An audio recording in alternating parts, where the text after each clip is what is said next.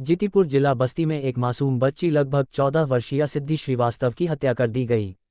15 जून 2025 को थाना पकुलिया ग्राम जीतीपुर जिला बस्ती में भू विवाद में हुई गोलबंदी और प्राणघातक हमले में अतुल श्रीवास्तव और अंशिला श्रीवास्तव ने अपनी 14 वर्षीय बालिका सिद्धि श्रीवास्तव को खो दिया।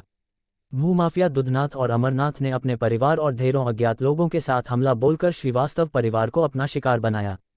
उक्त प्रकरण में अखिल भारतीय कायस्थ महासभा द्वारा पीड़ित परिवार को न्याय दिलाने हेतु प्रयास आरंभ किया गया है। इसी क्रम में अखिल भारतीय कायस्थ महासभा के प्रदेश अध्यक्ष श्री प्रदीप नारायण और कार्यकारी प्रदेश अध्यक्ष श्री मयंक श्रीवास्तव जी ने सर्वप्रथम विधान परिषद सभापति कुंवर मानवेंद्र सिंह जी, वन एवं पर्यावरण मंत्री अरुण कुमार सक्सेना को ज्ञापन सौंपा और आज दिनांक 27 जून 2025 को प्रमुख सचिव गृह श्री संजय प्रसाद को न्यायोचित कार्यवाही हेतु भेजकर प्रार्थना पत्र दिया।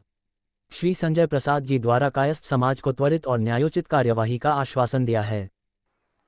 देखिए, सबसे पहले तो मैं दर्शकों को आपके जो है वो मैं मामला क्या है वो पूरा संज्ञान दे देता हूँ एक ब्रीफ में। ग्राम पेकोलिया में ये मामला हुआ और ग्राम है जीतीपुर, थाना पेकोलिया, जिला बस्ती।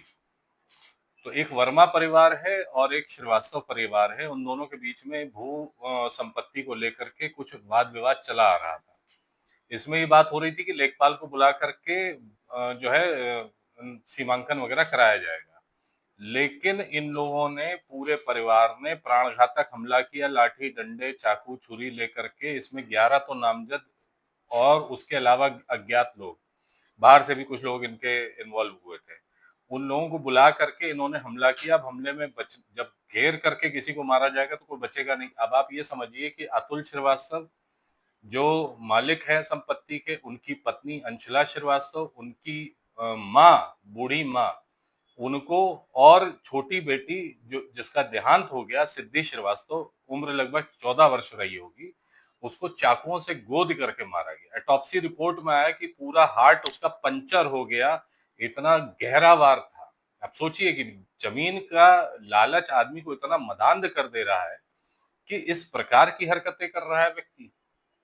ये मामला किस वजह से हुआ है? मामला यह है संपत्ति अधिग्रहण। जो लोग ने इस तरह की घटना करी है उन पे किस तरह की धाराएं लगाई गई हैं? धाराएं पुलिस ने लगाई हैं, हत्या का प्रयास, इसकी धाराएं लगाई गई हैं। 11 लोग नामजद अरेस्ट हुए हैं। उसमें से बाद में ये सुनने में आ रहा है कि 3 महिलाओं को महिला होने के ग्राउंड पे शायद छोड़ा भी गया है।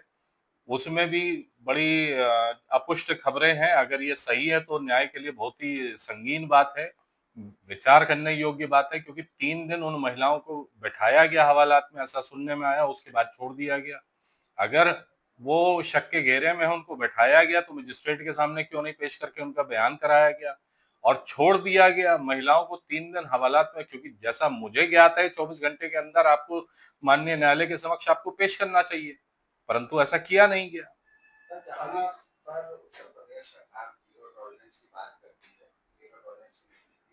वहीं पे इतना बड़ा हत्याकांड हो गया, इसको लेकर अभी तक कोई निष्कर्ष नहीं कर पाया, जिस तरीके से आप बता रहे हैं, तो क्या कहना चाहेंगे? देखिए, प्रयास तो किया जा रहा है, प्रशासन के द्वारा प्रयास किया जा रहा है। आज ही हम जो है गृह सचिव, प्रमुख गृह सचिव संजय प्रसाद जी से मिलकर आए। उन्होंने पूरा आश्वासन दिया है, कार्य भी किया जा रहा है और इसके साथ साथ सरकार आगे बढ़ रही है। लेकिन कहीं ना कहीं जो जो इंटीरियर में, छोटे छोटे गांव में, बस्ती में आज जातिगत समीकरण बनाए जा रहे हैं। आज किसी न किसी तरीके से जो है धन संपत्ति, जमीन अवैध कब्जा करने की जो प्रेरणा दी जा रही है, क्योंकि जिस परिवार ने ये कांड किया है उसका कोई साधन आय का स्थायी नहीं है, लेकिन उस गांव में उन्होंने धीरे धीरे बहुत कम समय में बहुत बड़ी संपत्ति अर्जित कर ली।